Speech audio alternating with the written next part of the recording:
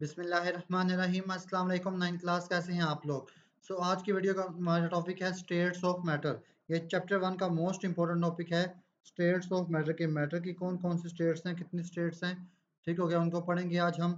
तो चलिए स्टार्ट करते हैं। सबसे पहले हम डेफिनेशन पढ़ते हैं मैटर की। मैटर की डेफिनेशन है matter is anything that has mass and occupied space. के मैटर हर उस चीज को बोलेंगे मैटर जो मास रखती हो और जगह घेरती हो। हर उस चीज को मैटर बोलते हैं जो मास भी रखती हो और जगह भी घेरती हो, तो किस उसको बोलते हैं मैटर। ठीक हो गया। कोई भी चीज जो जगह रखती हो और मास रखती हो उसको क्या बोलेंगे, मैटर। ये होगी हमारे पास मैटर की डेफिनेशन। अब इसका इंट्रोडक्शन पढ़ते हैं हम।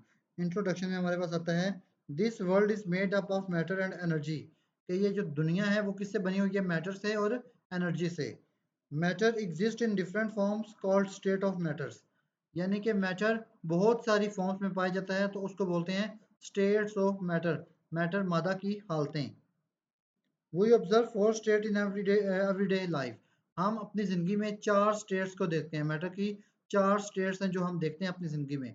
कौन कौन सी हैं वो स्टेट्स? पहली स्टेट है solid, liquid, gas and plasma. Solid, liquid, gas and plasma. और नेक्स्ट में इधर लिखा हुआ है apart from these there are more state of matters which too we do not see in our daily life. के इसके अलावा, इन 4 के अलावा भी बहुत सारी स्टेट्स है मैटर की, लेकिन उनको हम अपनी ज़िंदगी में यूज़ नहीं करते। ठीक हो गया, उनका हमारी ज़िंदगी में कोई यूज़ नहीं है, उनको देखते नहीं हैं हम। ठीक हो गया। फिर आगे है A state of matter is a form in which matter can exist. It can depend on matter किस फॉर्म में एग्जिस्ट करेगा, मादा किस फॉर्म में एग्जिस्ट करेगा, किस फॉर्म में पाया जाएगा इस दुनिया में, वो डिपेंड करता है किस किस पर, 3 चीज़ों पर। पहली, strength of intermolecular forces. Intermolecular forces यानी कि उनके मॉलिक्यूल्स के दरमियान जो फोर्सेस हैं उसकी स्ट्रेंथ पर डिपेंड करता है। पहला तो स्ट्रेंथ ऑफ इंटरमॉलिक्यूलर फोर्सेस। दूसरा, अरेंजमेंट ऑफ पार्टिकल्स। पार्टिकल्स की अरेंजमेंट पर, यानी कि उनके पार्टिकल्स किस तरह अरेंज है। और तीसरा, डिस्टेंस बिटवीन पार्टिकल्स। पार्टिकल्स के दरमियान डिस्टेंस। ये तीन डिपेंडेंस हैं जिन पर मैटर डिपेंड करता है। ये 3 चीज़ें जिन पर मैटर डिपेंड करता है कि वो किस स्टेट में पाया जाएगा। तो चलिए पढ़ते हैं सॉलिड, लिक्विड और गैस को। सॉलिड, लिक्विड, गैस को पढ़ते हैं। पहला पहला है डेफिनेट शेप होती है एंड फिक्स वॉल्यूम होता है। सॉलिड का डेफिनेट शेप और वॉल्यूम भी फिक्स्ड होता है, जबकि लिक्विड का शेप फिक्स नहीं होती। लिक्विड की शेप फिक्स नहीं होती, बट वॉल्यूम उसका फिक्स होता है।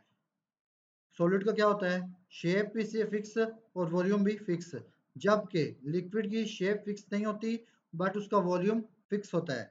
इसी तरह गैस की ना तो शेप फिक्स होती है और ना ही वॉल्यूम फिक्स होती है। क्या, ठीक हो गया। इन तीनों के दरमियान पहला डिफरेंस पता चल गया, शेप और वॉल्यूम का। सॉलिड का क्या होता है, डेफिनेट शेप होती है और वॉल्यूम भी फिक्स होता है, जबकि लिक्विड की शेप फिक्स नहीं होती, वॉल्यूम उसका फिक्स होता है, जबकि गैस का ना तो वॉल्यूम फिक्स होता है और ना ही शेप फिक्स होता है। ये पहला डिफरेंस हो गया। फिर है particles are very closely packed. इसमें जो इसके पार्टिकल्स होते हैं वो बहुत ही क्लोजली पैक्ड होते हैं, जबकि लिक्विड में क्या होते हैं, particles are close but not fixed, they move randomly. इनके जो पार्टिकल्स होते हैं वो एक दूसरे के साथ क्लोज होते हैं लेकिन फिक्स नहीं होते, एक दूसरे के साथ जुड़े हुए नहीं होते। ठीक हो गया, वो मूव कर सकते हैं इधर उधर रैंडमली।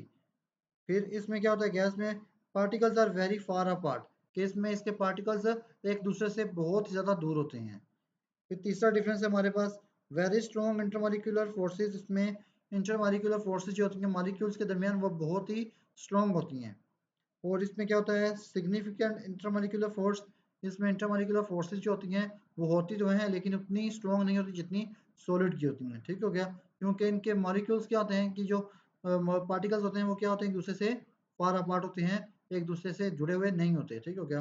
फिर गैस में क्या होता है, वेरी वीक इंटरमॉलिक्यूलर फोर्सेस। इनके दरमियान इंटरमॉलिक्यूलर फोर्सेस बहुत ही वीक होती हैं। ठीक हो गया, ये था तीसरा डिफरेंस। अब चौथा डिफरेंस हमारे पास particles vibrate about their mean position. के पार्टिकल अपनी जगह से मूव नहीं कर सकते लेकिन वो अपनी जगह पर वाइब्रेट करते हैं। इसमें सॉलिड में क्या होता है, पार्टिकल्स अपनी जगह से मूव नहीं कर सकते लेकिन अपनी जगह पर वाइब्रेट ही करते हैं। ठीक हो गया, जबकि लिक्विड में क्या होता है, नॉट इजीली कंप्रेसिबल।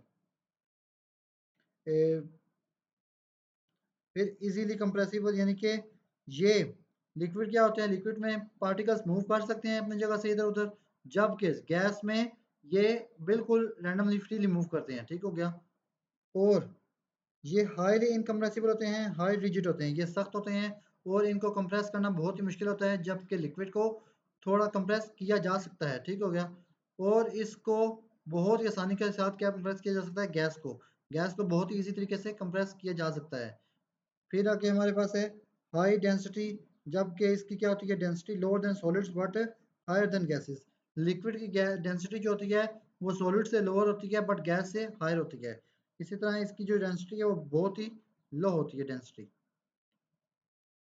अब इनके एग्जाम्पल में क्या क्या आ जाता है, एग्जाम्पल में आता है इनकी आइस, आयरन, साल्ट, शुगर, ये क्या है, सॉलिड है। फिर water, milk, oil and mercury, ये क्या है, लिक्विड है। ऑक्सीजन, नाइट्रोजन, कार्बन डाइऑक्साइड, ये क्या है, गैसेस हैं, ठीक हो गया।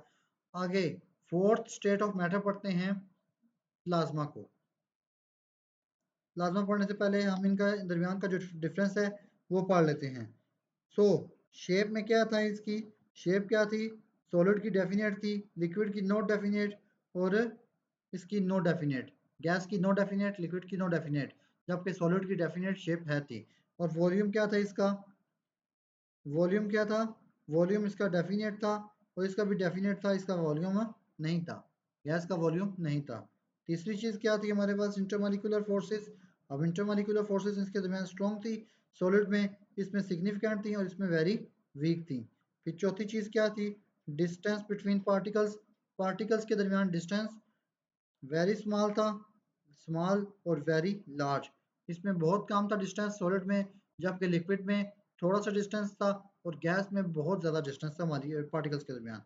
फिर कंप्रेसिबिलिटी, इनको कंप्रेस कैसे किया जा सकता था, तो सॉलिड को तो नेग्लिजिबल था, कंप्रेस किया ही नहीं जा सकता, जबकि लिक्विड को वेरी लो, थोड़े इसको कंप्रेस किया जा सकता है, जबकि इसकी कंप्रेसिबिलिटी वेरी हाई है, इसको बहुत इजीली कंप्रेस किया जा सकता है गैस को। फिर लास्ट डेंसिटी, डेंसिटी सॉलिड की क्या थी, बहुत ही हाई थी, इसकी मीडियम और इसकी वेरी लो। ये था इसका कंपैरिजन स्टेट ऑफ मैटर का, थ्री स्टेट्स का। अब फोर्थ स्टेट है हमारे पास प्लाज्मा। प्लाज्मा को पढ़ते हैं हम। प्लाज्मा की डेफिनेशन है, plasma is not so generally seen, plasma को आमतौर पर देखा नहीं जा सकता। Made of ions and free electrons, ये किससे बना होता है, आयन से और फ्री इलेक्ट्रॉन से बना होता है। प्लाज्मा किससे बना होता है, आयंस और फ्री इलेक्ट्रॉन से। वेरी हाई काइनेटिक एनर्जी, इसमें काइनेटिक एनर्जी बहुत ज़्यादा होती है।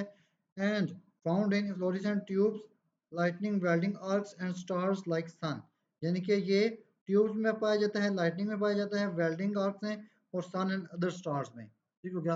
यानी कि जितनी भी रोशनी के एटम्स हैं ना, उनमें ये क्या होता है, प्लाज्मा, प्लाज्मा की स्टेट होती है। और ये किससे बनता है, आयंस और फ्री इलेक्ट्रॉन से बनता है, ये आपने लाजमी याद रखना है, किससे बनता है, आयंस और फ्री इलेक्ट्रॉन से। फिर हमारे पास है अदर स्टेट्स ऑफ मैटर, के जो मादा की दूसरी हालतें हैं। At certain condition matter exist in intermediate states और स्पेशल फॉर्म्स, कुछ कंडीशन में मैटर जो है वो दूसरी हालतों में पाया जाता है। अब वो हालतें पढ़ते हैं कौन कौन सी हैं। पहली हमारे पास लिक्विड मीट्स गैस, कि ऐसा पार्टिकल जिसमें, ऐसा मॉलिक्यूल जिसकी जो प्रॉपर्टीज हैं वो लिक्विड की तरह भी हों और गैस की तरह भी हों, तो उसको क्या बोलेंगे, सुपरक्रिटिशियल फ्लूइड्स। क्या बोलेंगे, सुपरक्रिटिशियल फ्लूइड्स। लिक्विड मीट्स सॉलिड, कि ऐसा मॉलिक्यूल जिसकी प्रॉपर्टीज लिक्विड की तरह भी हों और सॉलिड की तरह भी हों, उसको बोलेंगे liquid crystal, for example graphene. और लास्ट है used in many advance technologies and chemical reactions, और ये किस में यूज होता है, केमिकल रिएक्शंस में, एडवांस टेक्नोलॉजीज में। फॉर एग्जांपल लिक्विड क्रिस्टल जो होता है वो यूज होता है एलसीडी में, एलसीडी की जो स्क्रीन होती है उसमें यूज होता है लिक्विड क्रिस्टल, यानी कि लिक्विड और सॉलिड। फिर है change of states. Change of states में आता है हमारे पास, सॉलिड से लिक्विड में जब गया, सॉलिड से लिक्विड में जाने के लिए क्या होना पड़ेगा, मेल्ट होना पड़ेगा। मेल्ट किया तो लिक्विड बन गया, यानी कि जब आइस को आप मेल्ट करते हो तो क्या बन जाता है, लिक्विड बन जाता है। इसी तरह जब लिक्विड को हम वेपराइज करते हैं, उबालते हैं, और ज़्यादा उबालते हैं, तो वो क्या बन जाता है, गैस बन जाता है, ठीक हो गया। अब गैस से दोबारा लिक्विड बन सकता है, कंडेंस करके इसको, गैस से लिक्विड बन सकता है दोबारा कंडेंस करके। और जब लिक्विड से दोबारा सॉलिड बनेगा तो क्या उसको बोलेंगे, फ्रीजिंग। क्या बोलेंगे, फ्रीजिंग। जब पानी को जमा दिया जाता है तो वो फ्रीज हो जाता है ना, और वो दोबारा सॉलिड बन जाता है। और फिर हमारे पास है गैस से सॉलिड बनने के प्रोसेस को बोलते हैं, गैस से सॉलिड बनने के प्रोसेस को बोलते हैं डिपोजिशन, और सॉलिड से डायरेक्ट गैस बनने के प्रोसेस को बोलते हैं सब्लिमेशन। सॉलिड से डायरेक्ट गैस बनने को बोलते हैं सब्लिमेशन। ठीक हो गया, ये था हमारा टाइप्स ऑफ मैटर। ठीक हो गया, स्टेट्स ऑफ मैटर का पूरा टॉपिक था हमारे पास, ये कवर हो गया आज हमारे पास। नेक्स्ट वीडियो में हम करेंगे अगला टॉपिक इसका। तो मिलते हैं नेक्स्ट वीडियो में। अगर वीडियो अच्छी लगी हो तो चैनल को सब्सक्राइब कीजिए एंड वीडियो को लाइक कीजिए और अपने दोस्तों के साथ शेयर कीजिए। अल्लाह हाफिज़।